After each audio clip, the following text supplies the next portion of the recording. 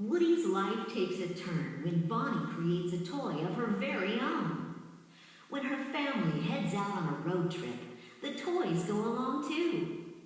On the way, Woody reunites with a long-lost friend and her gang of lost toys and ends up at an antique store. You can read along with me in your book to join in on this new adventure.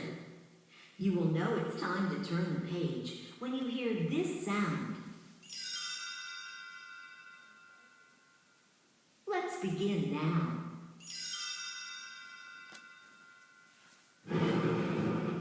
Lightning flashed across the sky as Andy ran into his room with an armful of toys. A huge thunderstorm had hit, and RC was still outside.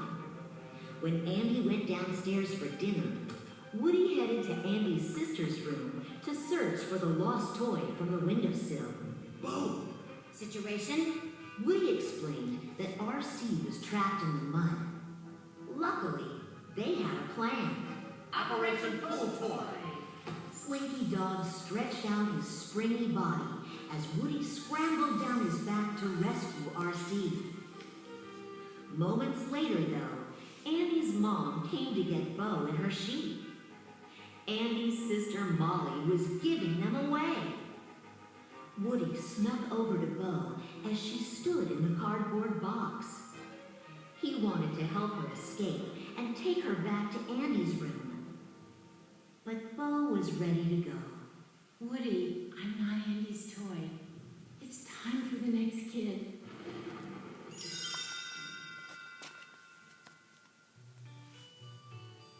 Years passed, and eventually, a much older Andy gave his toys to a little girl named Bonnie. She loved them as much as Andy had, but things were different for Woody. He wasn't the favorite toy anymore. When Bonnie was ready for her first day of kindergarten, Woody still decided to go with her, just in case she needed him. At craft time, Bonnie got upset when a little boy took her art supplies. So Woody came to her rescue when her head was turned. He quickly gathered more supplies, including a spork from a wastebasket to cheer Bonnie up. She put some googly eyes on the spork and named him Forky. She even wrote her name on the bottom of his foot, just as she had with Woody. By the end of the day, Bonnie decided to take him home. We got this kindergarten thing under control, eh? Can't believe I'm talking to a spork. But suddenly, Forky sat up.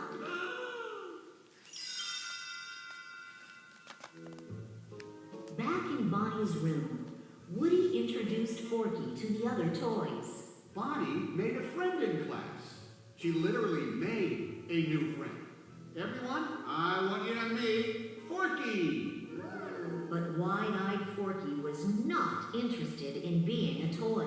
Trash, trash, trash. He was made from trash. Woody explained. I know, this is a little strange, but you gotta trust me on this. Forky is the most important toy to Bonnie right now.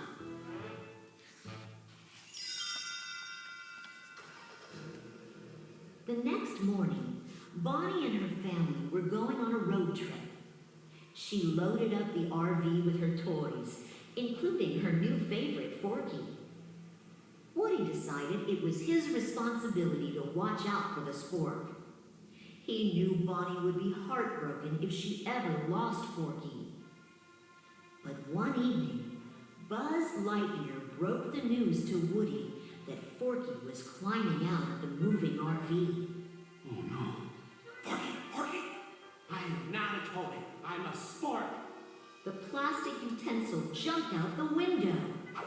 Woody knew what he had to do. Good. He had to follow him.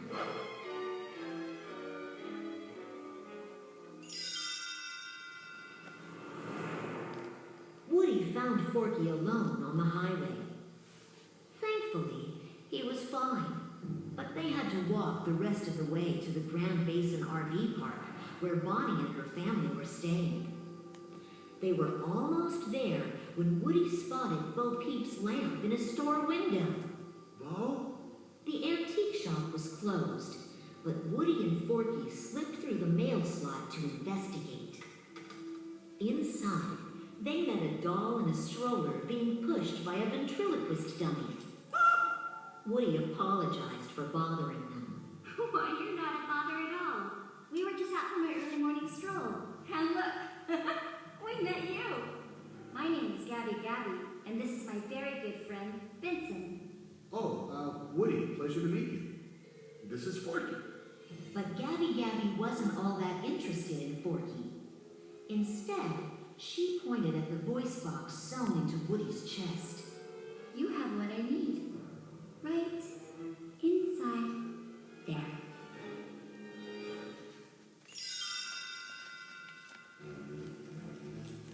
Gabby's dummies chased Woody and Forky through the store. Luckily, Harmony, the store owner's granddaughter, came in, and Woody saw his chance to escape. He pulled his string, stopping the dummies in their tracks. Harmony saw Woody and scooped him up, taking him outside to the playground.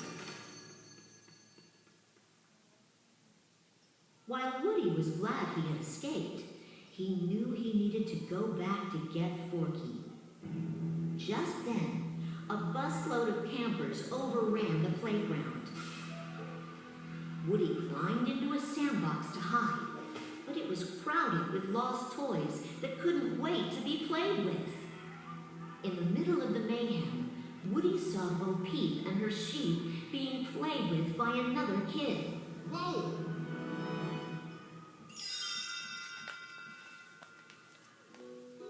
Bo gave Woody a big hug. Oh, I can't believe it! The two friends couldn't have been happier to see each other. But Woody felt sad when he learned that Bo was a lost toy. How long have you been out on your own? 7 fantastic years. Woody was confused. What could be so fantastic about being a lost toy? Don't worry, cowboy. Soon you'll realize it's the best thing that ever happened to you. Bo introduced Woody to her friend, Officer Giggle McDimples. Woody hoped Giggle and Bo could help him rescue Forky. Please, Bo. My kid really needs this toy. All right. We'll help you get your toy. Meanwhile, back at the family RV, Buzz jumped out to look for his friend. As the Space Ranger was searching for Woody, he passed a carnival. A worker picked him up and strapped him to a wall of prizes.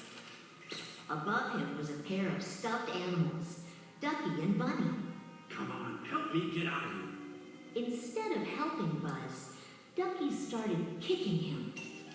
But the plush got his webbed foot stuck in the Space Ranger's ear. In his struggle to free his foot, Ducky accidentally freed Buzz. The 3 toys tumbled to the ground. As Buzz took off looking for Woody, Ducky and Bunny followed closely behind.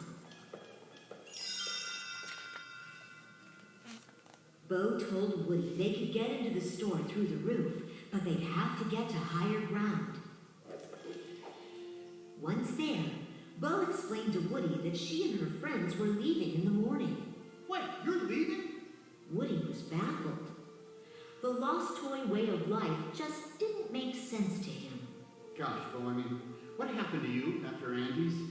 You know how it goes. The little girl grew up, didn't need me anymore, so who needs a kid's room when you can have all of this?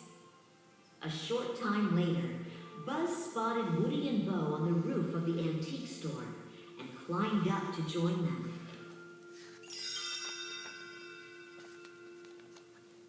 Bo knew that rescuing Forky would be tricky. Everyone would have to work together. The group snuck through the store, behind bookcases and shelves. Bo pointed to a glass cabinet across the way. That's most likely where your Forky is being kept. Getting to it meant crossing a wide aisle that was patrolled by Dragon, the shop's tough-looking cat. Just then, Bonnie and her mom walked in. Woody had to get Forky fast. He ran across the aisle and climbed up to the cabinet, but it was locked. Gabby Gabby's dummies surrounded the toys. Bo and her sheep fought them off, but they captured Bo's sheep too. Now Gabby Gabby had Forky and the sheep. What did I say? I lead, you follow.